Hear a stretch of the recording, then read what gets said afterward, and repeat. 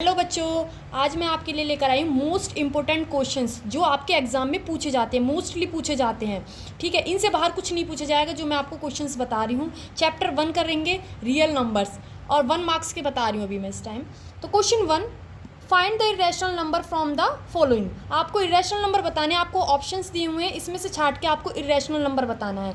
ए √9, B √14, सी √25, D √36। ठीक है, तो इनमें से हमें बताना है कौन सा हमारा इरेशनल नंबर है।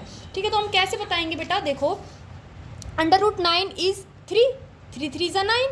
ठीक है, √25 इज 5, √36 इज 6, लेकिन √14 का नहीं है। ठीक है, तो हमारा इरेशनल नंबर क्या है, √14। ठीक है, उसके बाद द रैशनल, सेकंड देखते हैं हम, the rational between the relation between HCF and LCM of 12 and 20 will be. ठीक है, आपको रिलेशन बताना है HCF का और LCM को। आपको दिया है 12 और 20। पहले हम HCF निकालेंगे 12 और 20 का। ठीक है, तो 2 की टेबल में 12 कितने पे आता है, 6 पे, और 6 कितने पे आता है, 3 पे। इसके बाद 20 का निकालेंगे, लिख देते हैं हम 2 × 2 × 3, और 20 का लिख देते हैं 2 × 2 × 5।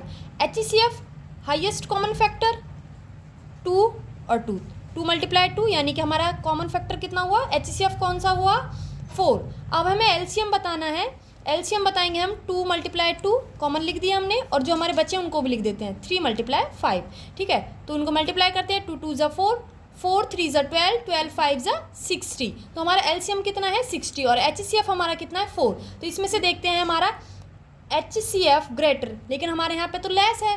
ठीक है, तो बी में देखते हैं HCF is less than LCM, यानी कि हमारा जो बी है वो ठीक है, तो हम लिखेंगे ऑप्शन बी, लिखेंगे HCF is less than LCM।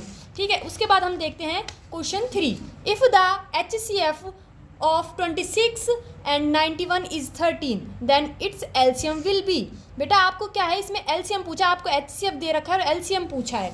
ठीक है, आपको एक फॉर्मूला बताया होगा, आपको HCF दिया है, LCM बताना है।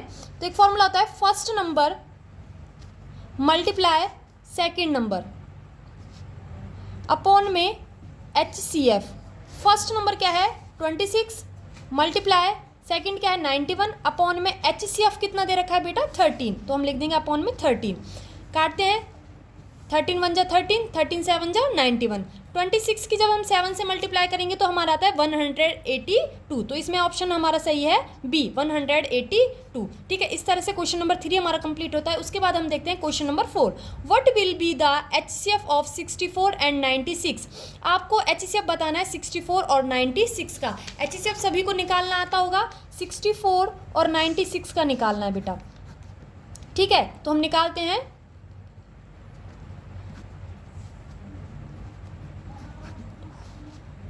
2 4 ज़ा 8, 2 2 ज़ा 4, 2 1 ज़ा 2। 96 का निकाल देते हैं, 2 4 ज़ा 8, 2 8 ज़ा 16, 2 2 ज़ा 4, 2 4 ज़ा 8, 2 1 ज़ा 2, 2 2 ज़ा 4, 2 6 ज़ा 12, 2 3 ज़ा। ठीक है, तो हम लिख देते हैं 64 का और 96 का। 64 का लिखते हैं 2 × 2 × 2 × 2 × 2 × 2। ठीक है,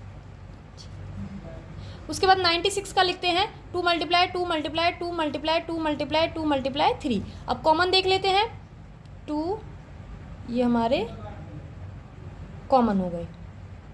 HCF पूछा है, ठीक है, तो 2 × 2 × 2 × ठीक है, तो अब मल्टीप्लाई कर देते हैं, 2 2 ज़ा 4, 4 2 ज़ा 8, 8 2 ज़ा 16, 16 2 ज़ा 32। तो हमारा इसमें ऑप्शन कौन सा है, 32, यानी कि डी ऑप्शन हमारा ठीक है। इस तरह से अब HCF निकालना है, कॉमन हाईएस्ट कॉमन फैक्टर। ठीक है, इस तरह से अब हम देखते हैं क्वेश्चन नंबर 5। क्वेश्चन नंबर 5 में क्या पूछा है बेटा, the decimal expansion of the rational number 6/15 is terminating और नॉन टर्मिनेटिंग रिपीटिंग। ठीक है, आपको इसमें टर्मिनेटिंग और नॉन टर्मिनेटिंग बताना है। बेटा आपको एक बात ध्यान रखना है, टर्मिनेटिंग में क्या होता है, n अपॉन न्यूमिनेटर अपॉन में डिनोमिनेटर। जो हमारा डिनोमिनेटर होता है उसमें 2n × 5m, यानी कि या तो 2 या 5 दोनों आने चाहिए, या 5। ठीक है, तो हमारा टर्मिनेटिंग है। अगर 2 या 5 नहीं है तो वो हमारा नॉन टर्मिनेटिंग है डिनोमिनेटर में। तो 6/15, 6 को हमने एज इट इज़ रखा। हम डिनोमिनेटर देखेंगे, 15 का हमने एलसीएम लिया 3, 5, यानी कि 3 × 5।